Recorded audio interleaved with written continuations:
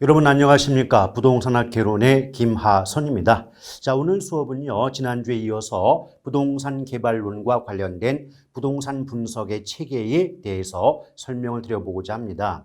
일단 부동산 분석의 체계라고 할 때는 크게 이분법과 오분법 두 가지가 구분이 되거든요. 이분법이라고 하는 것은 시장 분석과 경제성 분석 두 단계로 나누는 방법이 하나 있고요.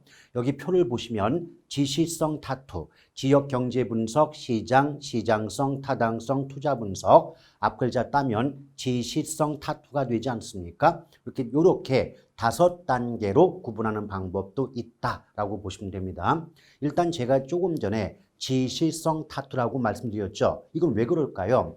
일단 순서를 물어보는 문제도 은근히 자주 출제가 되었기 때문에 암기법상 지시성 타투를 기억해 두신다면 문제 푸는데 상당히 도움이 되지 않을까 생각을 해봅니다. 첫 번째 지역경제 분석을 보면 지역경제 분석의 성격이 거시적 분석이에요. 그럼 우리가 보통 거시적이다 그 말은 어떤 시각이라든지 범위, 관점이 넓다는 의미가 되지 않겠습니까? 맞죠? 그래서 이 지역경제 분석은 그 대상이 되는 지역의 모든 부동산 수요에 영향을 줄 수 있는 인구라든지 이와 같은 여러 가지 요인을 분석하는 방법 또는 체계를 지역경제 분석이다라고 보시면 되는데 실제로 지역경제 분석이 무슨 내용이야? 어떤 의미를 담고 있어? 이렇게 물어보는 경우 거의 없으니까 이걸 달달 외우실 필요까지는 없는 거고요. 참고 삼아 한번 읽어만 보시면 되는데 다만 지역경제 분석은 성격상 거시적 분석이다. 요거 한 가지만 기억하신다면 그리 어려운 대목은 아니에요. 두 번째 시장 분석 나왔는데 시장 분석은 특정 유형의 부동산에 대한 수요와 공급 상황을 분석하는 걸 시장 분석한다 이렇게 말을 하거든요. 그럼 출제가 될 때 특징적인 지문 표현이 뭐냐면 수요와 공급 분석, 수요 공급 분석 이렇게 말이 나오면 눈 질끈 감으시고 곧바로 시장 분석을 답으로 하시면 돼요. 그 다음에 시장성 분석, 이게 성자 나왔죠. 이 성자가 붙으면 매매임대란 말이 따라 붙을 수밖에 없는 겁니다. 그래서 시장성 분석은 새롭게 개발된 부동산이 현재나 미래의 시장 상황에서 얼마나 매매임대 또는 분양임대될 경쟁력, 가능성이 있는가를 조사하는 경우를 우린 시장성 분석 이렇게 보고 있는 거거든요. 그래서 어떤 부동산자가 나오면서 매매 임대 가능성 또는 분양 임대 가능성 이때 가능성이란 말 대신에 경쟁력 이렇게 말을 바꿔 출제하는 경우도 자주 등장하고 있다는 거죠. 이런 표현 나오면 곧바로 시장성 분석을 답으로 하시면 되는 거예요. 자, 그럴 때 실제 기출문제 유형을 보게 되면 어떤 식으로 여러분의 혼란을 유발하느냐 섞어 놓습니다. 예컨대 우리 조금 전에 수요 공급 분석이다 이렇게 말 나오면 시장 분석이라고 하지 않았습니까? 그런데 기출문제를 보면 시장성 분석이다 이렇게 말을 바꿔놓는 거죠. 마찬가지예요. 또 조금 전에 현재나 미래의 시장 상황에서 매매되거나 임대될 가능성 또는 경쟁력을 조사한다, 분석한다 이렇게 말이 나오면 시장성 분석인데 기출문제에서 성자를 빼고 그냥 시장 분석이다 이렇게 바꿔놓음으로써 우리의 혼란을 유발하는 경우가 일반적인 패턴이에요.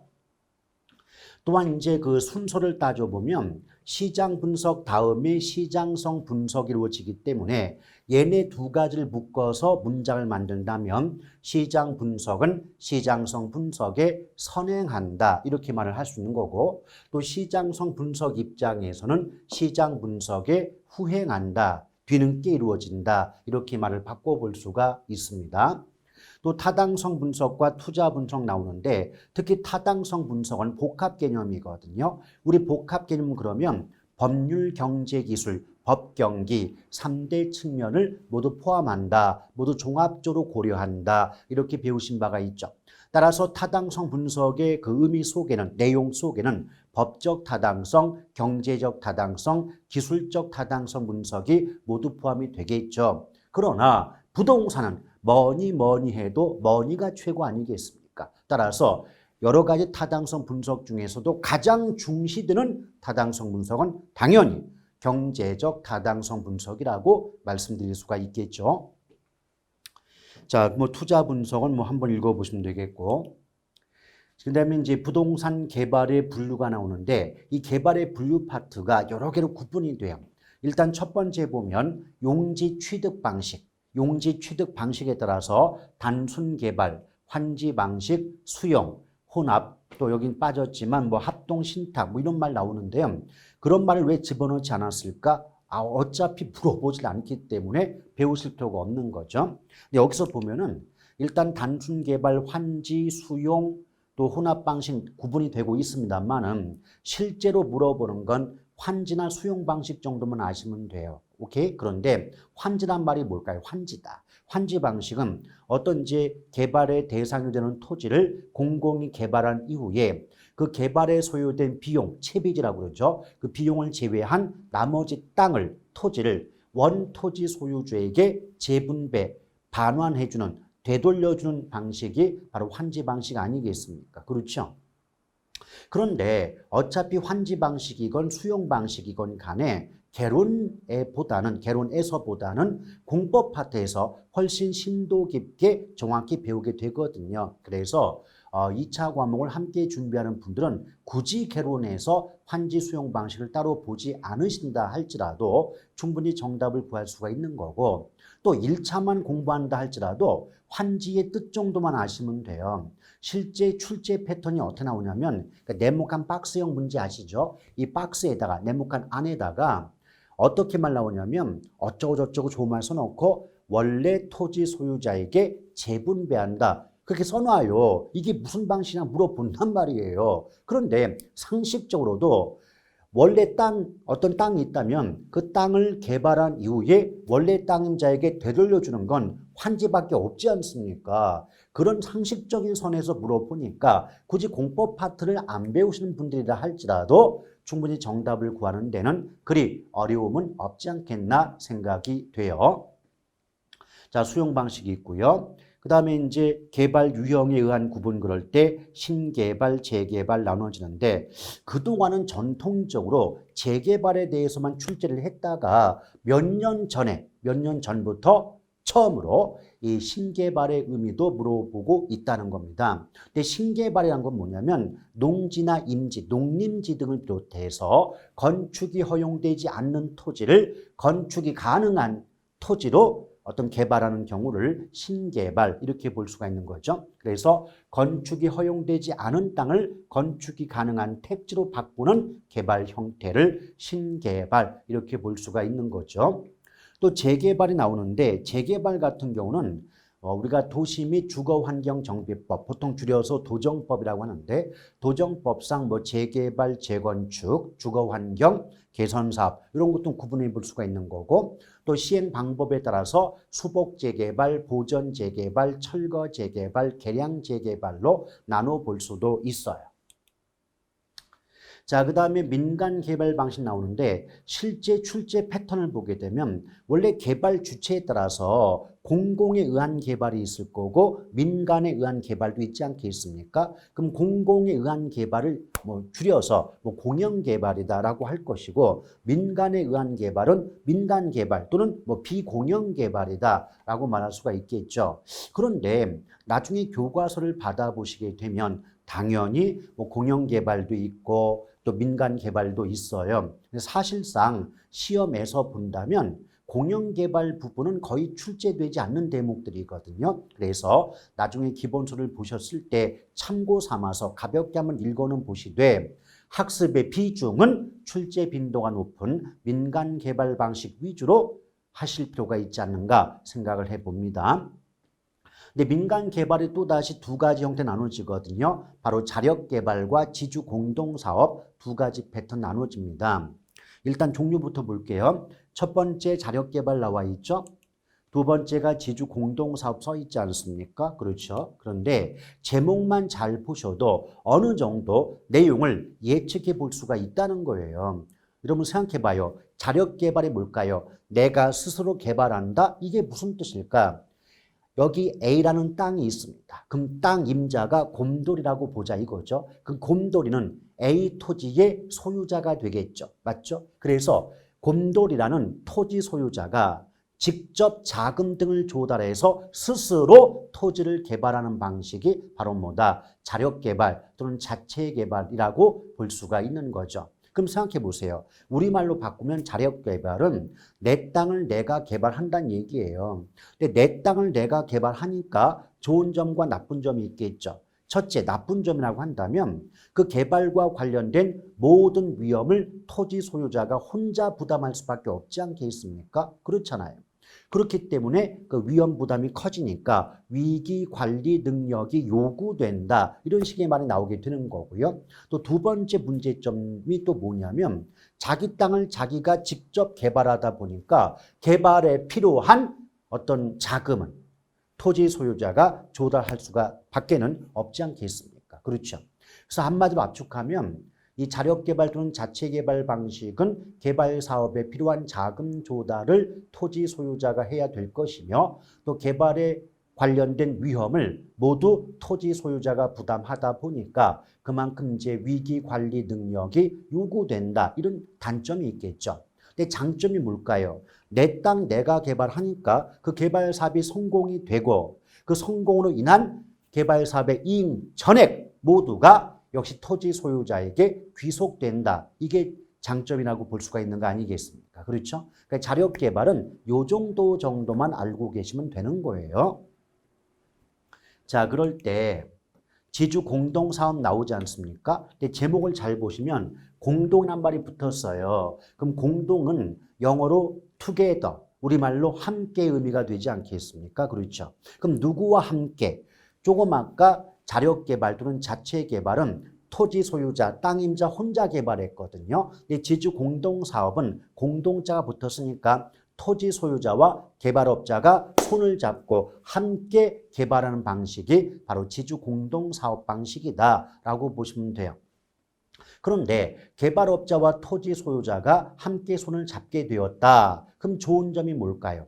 조금 전에 자력개발은 토지 소유자 혼자 개발하다 보니까 그 개발 사업과 관련된 위험을 토지 소유자가 다 부담할 수밖에 없었어요. 그런데 지주 공동사업은 개발업자와 손을 잡게 되니까 그 개발 사업과 관련된 위험을 토지 소유자와 개발업자가 나누어 부담할 수가 있겠죠.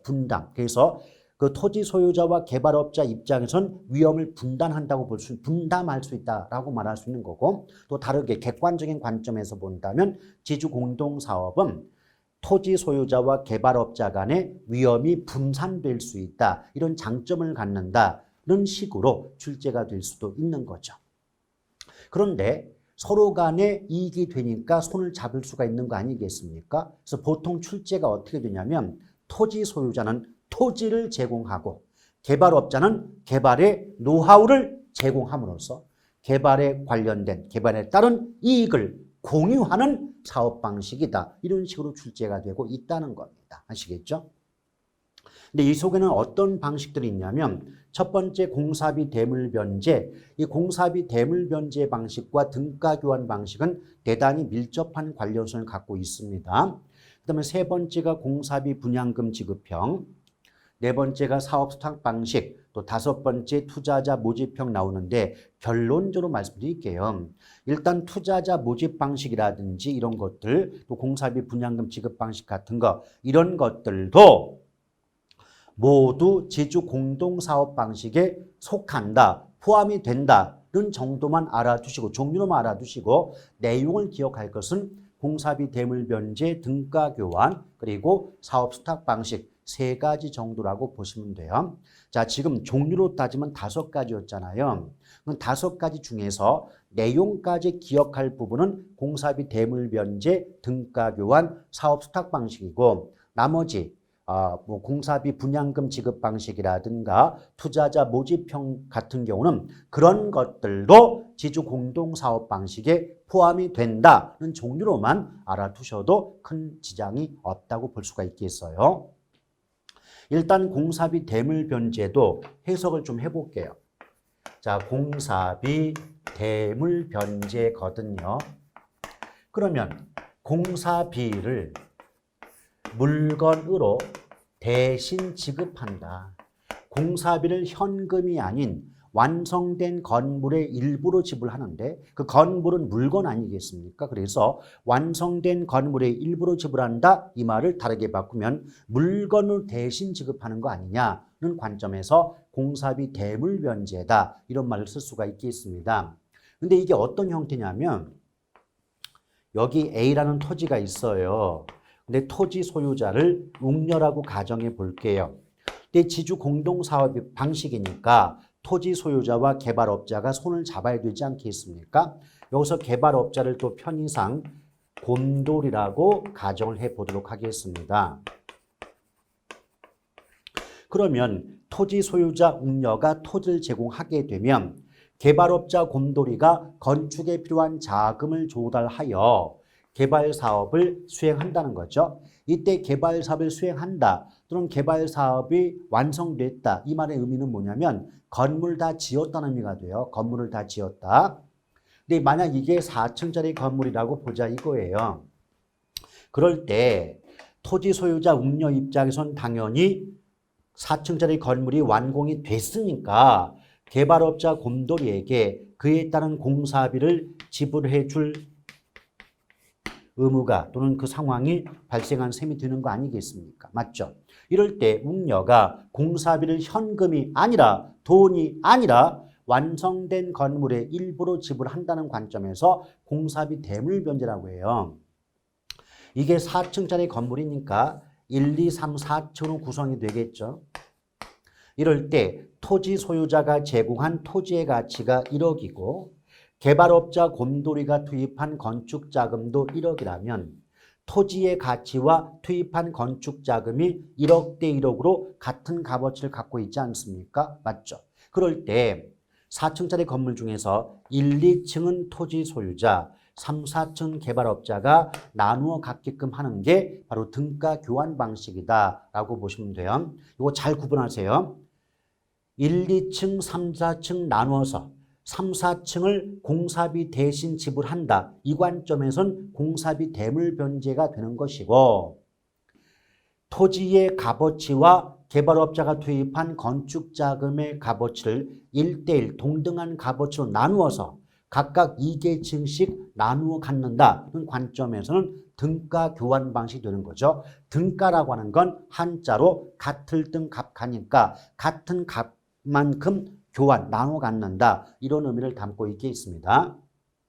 그 내용도 읽어보니까 토지 소유자가 토지를 제공하고 개발업자가 공사비를 부담하여 부동산을 개발하고 즉 건물을 짓고 나서 그 완성된 건물을 제공된 토지 가격과 공사비 비율에 따라서 같은 값어치만큼 나누기 때문에 등가 교환이다라고 볼 수가 있는 거죠. 잘 구분하셔야 돼요.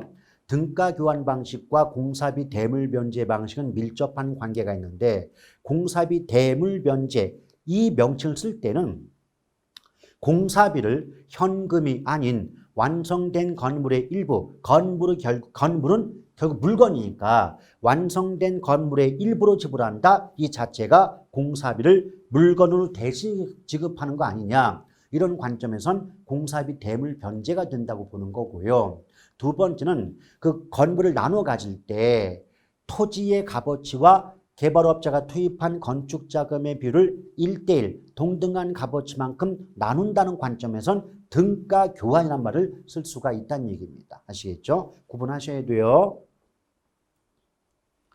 자, 그 다음에 사업 수탁 방식 나오는데 특히 사업 수탁 방식은 잠시 뒤에 보시게 될 토지 신탁 방식과 묶어서 비교되는 문제가 상당히 자주 출제가 되고 있다는 거예요. 일단 수탁 방식 보면요. 포인트가 탁이거든요. 탁. 제가 미리 말씀드릴게요. 수탁이건 신탁이건 위탁이건 탁자 돌림이 나오면 무조건 대가로 수수료를 받는다는 말이 나와야 돼요. 탁자 돌림은 대가로 뭘 받아요? 수수료 받아요. 수수료. 자, 수수료 나왔죠? 근데 예를 들어서 뒤집어 가지고 탁자 돌림이 나왔는데 수수료가 나오지 않고 뭐 지분을 공유한다. 이런 식의 다른 말이 나온다면 무조건 틀린다라고 보셔도 무방합니다. 잠깐 넘겼을 때 여긴 지금 신탁, 기초 입문이다 보니까 제가 신탁을 손놓지 않았네요. 그럼 사업 수탁 방식을 다른 말로 사업 위탁 방식 이렇게 말을 하거든요. 이 말이 뭐냐면 토지 소유자 입장에서 개발업자를 믿고 개발업자에게 개발 사업의 전반을 의뢰한다는 거예요. 근데 개발 사업의 전반을 의뢰한다? 이 말이 뭐냐면 토지 소유자 입장에서 내 땅을 개발업자 너를 믿고 맡길 때니까 네가 내 땅 알아서 건축이 가능한 택지로 개발을 해라. 또 택지로 개발이 됐지 않냐? 그럼 그 택지 위에 네가 알아서 건물을 지어라.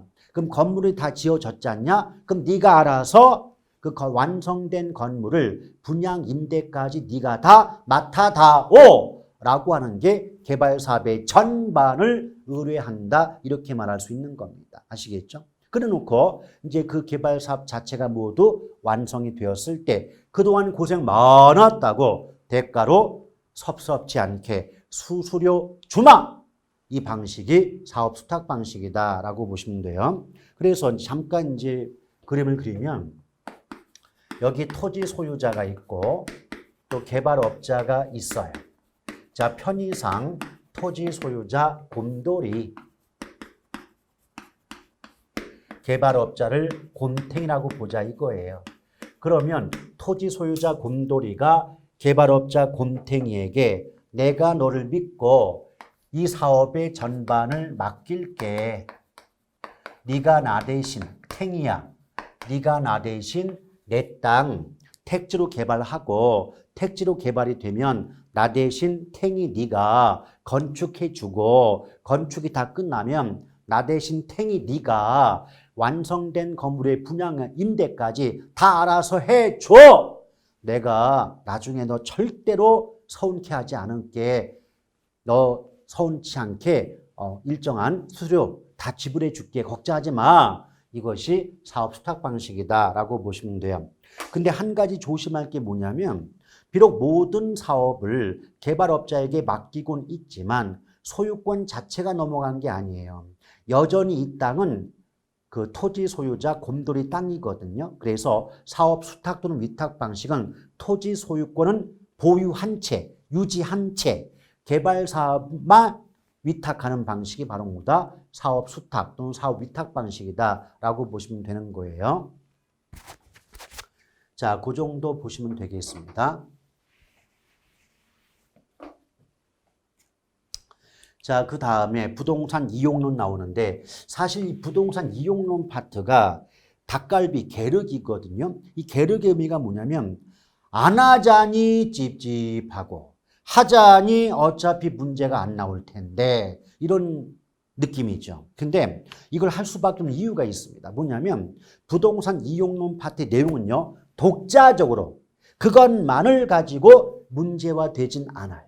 그런데 다른 문제의 보기 속에 톡톡 박혀 나오기 때문에 아시겠죠? 그러니까 독자적으로 이 파트에서 문제가 나오는 건 아닌데 다른 문제의 보기 속에 가끔 약방의 감초처럼 등장하고 있기 때문에 몰라서도 안 된다는 거죠. 그래서 하자니 뭐하고 안 하자니 찝찝하고 그런 느낌 받는 게 부동산 이용론입니다. 그래서 이 파트는 뭔가 좀 열심히 집중해서 공부한다기보다는 말뜻 정도를 정확히 좀 알아두는 그런 패턴으로 학습을 하시는 게 좋지 않겠나 생각을 합니다. 일단 첫 번째 부동산 이용의 뜻을 보니까 토지를 용도와 목적에 맞게 활용함으로써 토지의 유용성을 추구하는 행위가 부동산 이용이다. 뭐 이런 식으로 출제가 된 바가 있죠. 또한 최유효 이용, 여러분 사실은요. 이 최유효 이용 이 단어 자체는 우리가 가장 먼저 부동산 총론 배울 때부터 등장했던 용어 아닙니까? 그렇죠? 그래서 최유효 이용. 근데 이게 예쁘게 포장하기 전에 그냥 단어를 있는 그대로 해석해 볼게요. 최라는 뜻은 한자에서 최는 가장 어떠하다의 의미가 되거든요. 그럼 유효하다는 건 가장 효과가 있다 이런 의미가 돼요. 그래서 단어를 있는 그대로 해석해 본다면 다양한 용도 중에서 가장 효과가 있는 가장 바람직한 이용을 뭐라 그래요? 최유효 이용이다. 이렇게 이해하시면 돼요. 우리 여러분 용도의 다양성이란 말 들어본 적 있잖아요. 그렇죠? 그러면 용도의 다양성 때문에 토지는 여러 가지 다양한 용도로 이용이 가능한데 그 다양한 용도 중에서 무슨 용도로 이 땅을, 이 토지를 이용하는 게 가장 효과가 있겠느냐, 가장 바람직한 이용이겠는가? 와 관련된 개념이 최유효 이용이다라고 보시면 됩니다. 그런데 여러분 봐봐요. 근데 이것은 우리의 이해죠. 그러니까 우리가 이해할 때는 그냥 가장 바람직한 이용 이렇게 이해하시면 되는데 실제 문제의 지문으로 나올 때는 그렇게 간단히 나오진 않을 거 아니겠습니까? 그렇죠? 그래서 여기 칠판에 쓰여져 있는 것처럼 어떻게 나온다? 최유효 이용이란 객관적으로 보아 양식과 통상의 이용 능력을 갖춘 사람에 의한 합리 합법적인 최고 최선의 이용 상태를 의미한다라고 출제가 된다는 거예요.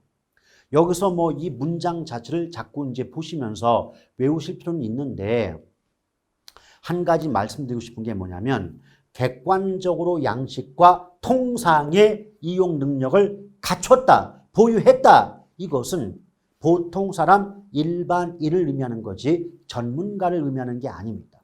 따라서 만약 문장 속에서 최유효 이용이 나왔는데 전문가에 의한 이용이다. 전문가! 이 말이 최유효 이용과 결합이 되어 나오면 그 문장 무조건 틀렸다고 보셔도 지장이 없는 겁니다. 아시겠죠?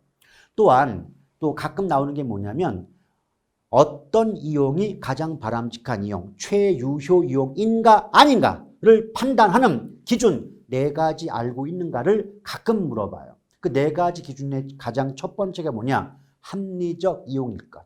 두 번째 합법적 이용일 것. 셋째 물리적 채택 가능성이 있을 것. 넷째 최대 수익 실현 가능성이 있을 것. 이 4가지를 기준으로 최유효 이용인지 아닌지를 구분하게 된다라고 보시면 되는 겁니다. 아시겠죠? 이것도 마찬가지 사실은 제가 4가지 구분 기준을 얘기를 드렸습니다만은 실제 문제에서요. 최대 수익 실현 가능성, 물리적 채택 가능성 그 말 뜻이 뭐야? 라고 물어보는 경우 없어요. 합리적 이용이 뭐고 합법적 이용이 무슨 뜻인가를 물어보질 않아요. 다만 어떤 것만 물어본다. 합리적 이용, 합법적 이용, 물리적 채택 가능성, 최대 수익 실현 가능성 등을 기준으로 바탕으로 최유효 이용을 또는 상태를 판단한다 또는 여부를 결정한다 이렇게만 나오지 하나하나의 말뜻 물어보지 않으니까 전혀 걱정할 이유가 없는 겁니다. 아시겠죠? 자, 그러면서 집약도, 이 집약도란 말은 사실 부동산 이용론뿐 아니라 우리가 전에 배웠던 이 부동산 시장론, 뭐 입지론, 지대론 이런 거 있었잖아요. 입지, 지대론에도 집약도라는 의미는 상당히 자주 나오게 됩니다. 그래서 이 개념을 정확히 좀 파악할 필요가 있는 부분인데 원래 집약도의 의미가 뭐냐면 단위 토지 면적 땅, 투입되는 노동 자본량의 크기 또는 단위 토지 면적 땅, 투입되는 노동 자본량의 비율을 우린 뭐라고 한다? 집약도다라고 보시면 되겠습니다. 그래서 공식을 보면 우리가 보통 제가 예전에 그런 말씀인지 모르겠는데 문장 속에서 뭐뭐 당 나오죠? 당 나오면 당 앞이 분모고 당 뒤가 분자가 돼요. 그래서 공식도 보면 토지 면적이 분모가 되고 노동과 자본이 분자가 되는 겁니다. 아시겠죠? 다시 한번 이 문장뿐 아니에요. 어떤 문장이 나올지라도 뭐뭐 당이 나왔다면 당 앞이 분모, 당 뒤가 분자가 된다는 그런 패턴은 어떤 문장도 동일하다라고 보시면 됩니다. 근데 여기 잘 보세요. 여기 뭐 토지 면적 나왔지만 사실 면적 같은 건 필요가 없습니다. 우리 이거 한번 생각해 볼까요? 만약 집값, 땅값이 올라간다고 예상해 볼게요. 여러분, 땅값이 올라가면 땅값이 비싸지는 거죠. 그럼 비싼 땅을 많이 쓸까요? 덜 쓸까요? 다시 한번 땅값이 올라가서 땅값이 비싸지면 구입에 따른 부담이 커질 거 아니에요. 그럼 구입 부담이 커지니까 땅값 오르기 전보다는 땅값 오른 이후에는 땅의 사용량 또는 투입량이 적어질 수밖에 없지 않겠습니까? 맞죠? 그러므로 땅값 올라가면 토지 투입량이 줄어요. 그럼 이 공식상 분모값이 작아지면 집약도라는 몫이 커질 수밖에 없다는 거죠. 자, 뒤집어서 이제 땅값이 싸졌대요. 땅값이 싸졌다. 그럼 땅을 구입하는 부담이 줄어드니까 땅을 많이 쓸 거예요. 그럼 토지 투입량, 사용량이 많아지면 분모값 커지면 몫이 작아질 수밖에 없지 않겠습니까? 그렇죠. 그래서 보통 어떻게 말 나오냐면 일반적으로, 그러니까 반드시는 아니겠지만 일반적으로 지가가 상승하면 토지용의 집약도가 커지고 지가가 하락하면 집약도가 낮아진다, 작아진다 이렇게 볼 수가 있는 거죠. 또 다르게 바꾸면 자, 땅값 올라가요. 그럼 집약도가 커져요. 근데 땅값이 내려가면 집약도도 작아지잖아요. 그럼 화살표 방향 잘 보세요. 땅값 올라가요. 집약도 올라가요. 땅값 내려갑니다. 집약도도 내려갑니다. 그럼 화살표 방향이 같은 방향이죠.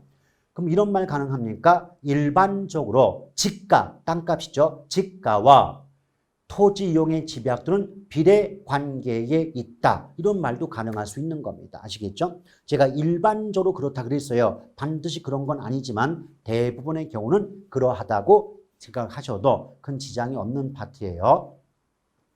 그런데 이때 집약도가 높은 경우를 집약도라고 하고 집약도가 낮은 경우를 조방적이라고 하는데요. 여기 아래에 보시면 집약 한계와 조방 한계가 있지 않습니까? 그러면 이걸 먼저 뜻이 뭐냐고 외우려고 하지 마시고 하나씩 한번 해석하는 연습이 필요합니다. 첫째, 똑같이 한계자가 붙었지만 집약 한계는 집약자 나왔고 조방 한계는 조방자가 붙어 있지 않습니까? 맞죠? 근데 제가 방금 전에 뭐라 그랬죠? 집약도가 높은 경우가 집약적이고 집약도가 낮은 경우가 조방적이라고 했지 않습니까? 맞죠? 그럼 여기서 보면 집약이라는 말이 나왔다는 건 뭔지 모르겠지만 집약도가 높겠구나를 예상할 수 있는 거고 또 아래에 조방자가 붙었다면 무엇인지 내용이 모르겠지만 집약도가 낮다는 것이 전제되어 있지 않을까 이런 예측이 가능할 수 있다는 겁니다. 그래서 집약 한계는 토지 이용 집약도의 상한선이에요. 즉 이보다 집약도가 높을 수 없다, 클 수 없다 라고 할 때 집약 한계란 말을 써요. 그럼 조방자가 붙었으니까 조방 한계는 이보다 집약도가 더 낮을 수 없다는 거죠. 그러므로 토지 이용 집약도의 하한선 이렇게 말이 나오게 되죠. 더불어 집약 한계는 한계 수입과 한계 비용이 일치하는 이윤 극대점에 해당하는 반면 조방 한계는 총 수입과 총 비용이 일치하는 손익 분기점에 해당이 된다. 그런 차이점 잘 구분해서 기억해 두신다면 어렵지 않게 OX 판단해 보실 수가 있는 거예요. 자, 그러면서 이제 직주 분리, 직주 접근 나왔는데 여기서 보시면 일단 직주가 똑같이 나왔어요.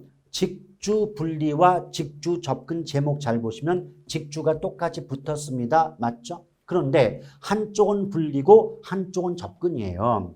그러면 상식적으로 분리된다는 건 뭔가 떨어진다는 의미가 될 것이고 접근한다는 건 무엇인가 가까워진다 이런 의미를 담고 있지 않겠습니까? 그렇죠? 그런데 직주가 뭐냐? 직은 직장이고 주는 주거지역이죠. 그래서 직주 분리라고 말한다면 직장과 주거지역이 분리되는 현상, 멀어지는 현상을 직주 분리라고 말할 수 있어요. 그럼 직주 접근은 그렇게 멀어졌던 직장과 주거지가 접근, 다시 가까워지는 현상을 직주 접근이다 이렇게 말씀드릴 수가 있겠죠. 그런데 내용을 설명하기에 앞서서 여러분 잘 생각을 한번 해보세요. 분리의 반대가 접근 아니에요? 멀어지다의 반대가 가까워진다 아닙니까? 맞죠? 그러면 제가 만약 수험생 입장이라면 어차피 분리의 반대가 접근이니까 직주 분리의 원인을 거꾸로 뒤집으면 직주 분리의 결과가 되지 않을까? 또 원인이 되지 않을까? 이런 예상을 통해서 어떻게 공부를 해야 되겠구나는 학습 플랜이 잡히셔야 되는 거예요. 무작정 달달달 외우는 게 능사가 아닌 겁니다. 아시겠죠? 그럼 하나씩 해볼게요.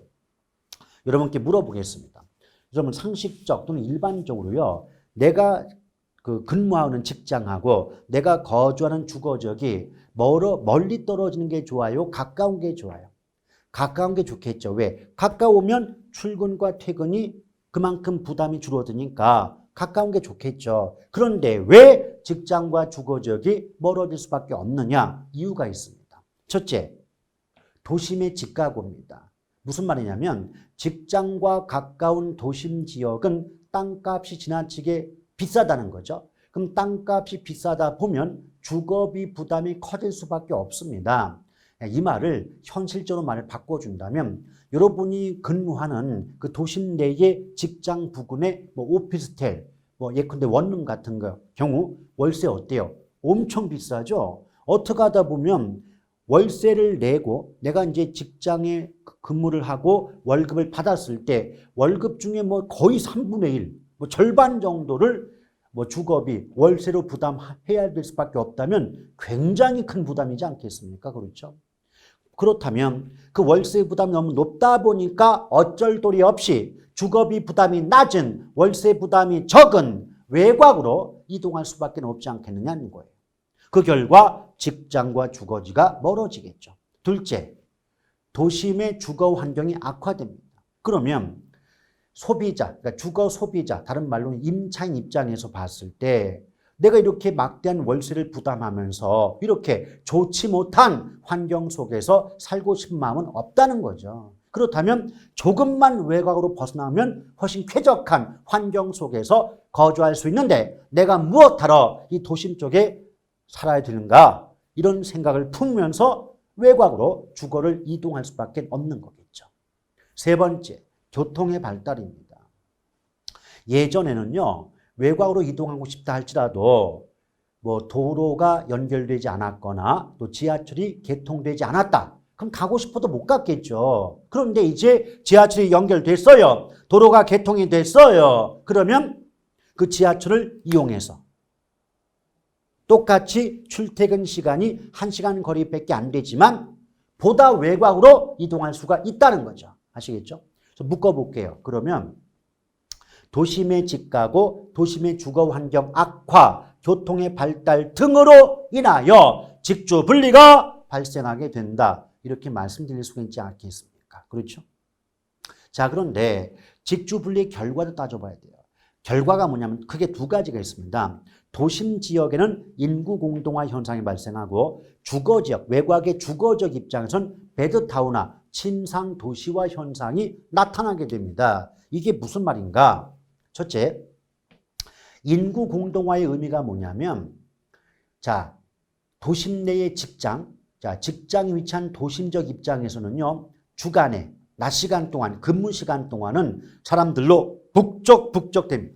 그러다가 퇴근 시간 이후에 저마다 자기가 사는 동네로 넘어가려다 보니 도심지 입장에선 주간 인구와 야간 인구의 격차가 커질 수밖에 없어요. 이 주간 인구와 야간 인구의 격차가 커진다는 현상을 마치 인구의 구멍이 뻥 뚫렸다. 이런 관점에서 인구 공동화 현상 이렇게 말하는 거죠. 공동이란 말은 우리말로 바꾸면 구멍의 의미가 됩니다. 아시겠죠? 그런데 이건 도심적 입장에서요. 그러면 주거지역인 외곽의 입장에서는 낮에는 텅텅 비어있다가 밤에 잠만 자러 들어오는 건 아니냐. 그럼 도시 전체가 마치 침대가 되는 셈 아니냐. 이런 관점에서 베드타운화, 침상 도시화 현상이 발생한다라고 볼 수가 있는 거죠. 물론 이것 말고도 도심 고동이 커진다 이런 말도 나올 수 있는데 도심 고동 같은 경우는 제가 나중에 설명드려 볼까 해요.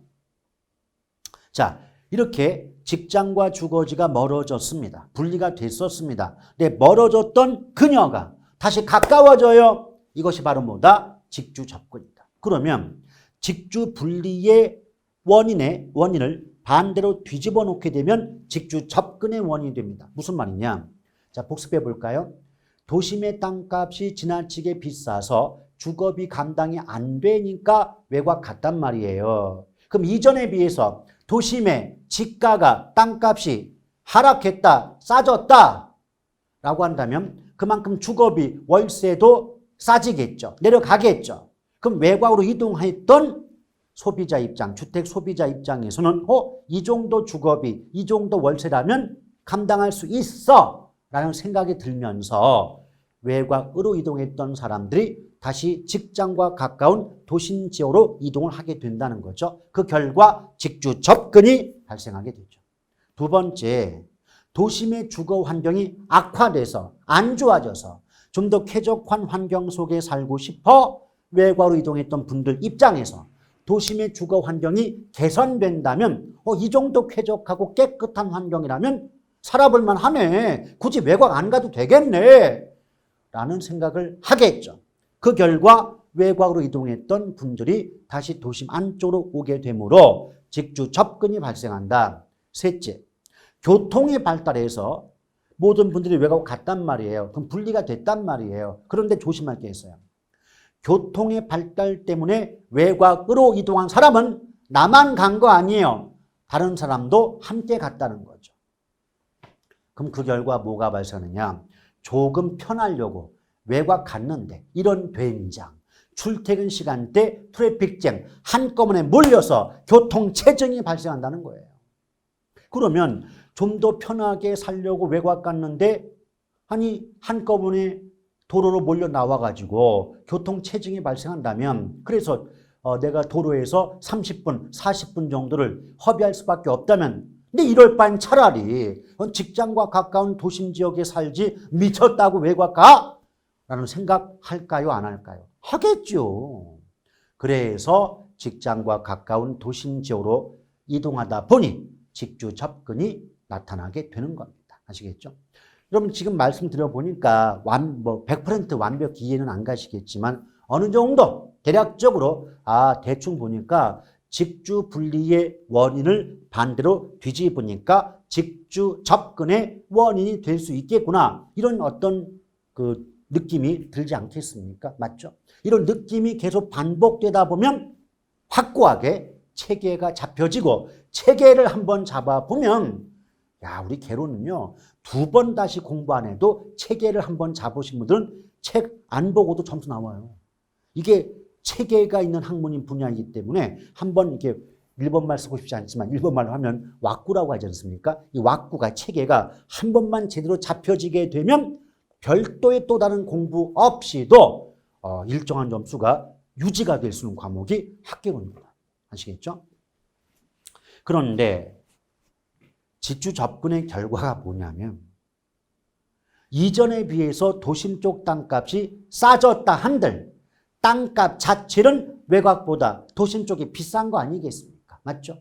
따라서 도심에 가까워질수록 비싼 토지의 투입보다는 노동과 자본 투입이 증가하기 때문에 집약도가 커지고요. 집약도가 커지니까 건물이 옆으로 뻗는 게 아니고 위로 올라가 버립니다. 건물이 위로 올라갑니다. 집약 옆으로 뻗습니다. 조방입니다. 아시겠죠? 그럼 건물이 위로 올라가는 걸 고층화된다 할 거 아닙니까? 그렇죠? 그래서 어떤 말 나오냐면 직주 접근의 결과 건물의 고층화 현상이 초래된다. 다른 말로 집약적 토지 이용이 이루어진다. 이렇게 말을 바꿔서 출제하는 경우가 일반적이라고 보시면 되겠습니다.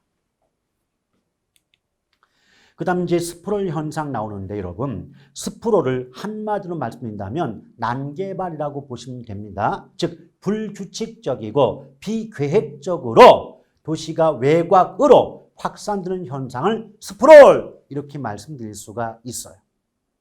그럼 여러분 생각해 보세요. 왜 도시가 불규칙적이고 비계획적으로 외곽으로 확산될 수밖에 없을까? 원인이 크게 두 가지가 있습니다. 첫째, 역시 도심의 집가구입니다. 여러분 생각해 봐요. 개발업자 입장에서는 기반 시설이 잘 갖추어진 도심 쪽을 개발하는 게 외곽 지역을 개발하는 것보다 훨씬 유리할 겁니다. 그런데 도심 지역의 집가, 땅값은 외곽 지역보다 훨씬 비싸기 때문에 개발 사업에 소요되는 비용에 대한 부담이 클 수밖에 없어요. 그러면 개발업자 입장에서는 상대적으로 땅값, 집가가 싼 쪽인 외곽을 골라 개발이 이루어지다 보니 불규칙적으로 외곽으로 확산되는 현상이 나타나게 되는 겁니다. 두 번째 요인이 바로 뭐냐? 바로 장기적인 개발 계획이 수립되지 못했기 때문입니다. 여러분 생각해봐요. 장기적인 개발 계획이 세워져 있었다면 불규칙적이고 비계획적인 개발이 일어날 이유가 없게 되는 거겠죠. 근데 장기적인 개발 계획이 세워지지 못했으니까 불규칙적이고 비계획적인 그런 개발이 이루어질 수밖에 없는 거겠죠. 그렇다면 여기에 대한 대책이 뭐가 있습니까? 첫째, 개발 제한 구역의 설정이 되겠죠. 왜냐하면 도시가 외곽으로 확산되는 현상이 스프롤이에요. 그럼 외곽으로 도시가 계속해서 확산되는 걸 막으려면 중간에 그린벨트, 개발 제한 구역을 지정해 주는 게, 설정해 주는 게 도시의 끝없는 확산을 막을 수가 있는 대책이 될 수 있는 거 아니겠습니까? 맞죠? 두 번째 대책은 뭐예요?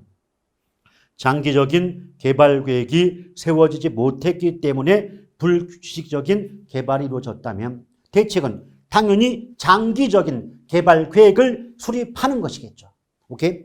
묶어 놓을게요. 그럼 스프롤 현상에 대한 대책 그러면 장기적인 개발 계획의 수립 및 개발 제한 구역의 지정 등은 스프롤 현상에 대한 대책이라고 볼 수 있다. 이런 정도만 알아두시면 되겠습니다. 자, 한 계지부터는 조금 있다가 다음 시간으로 이어가도록 하겠습니다.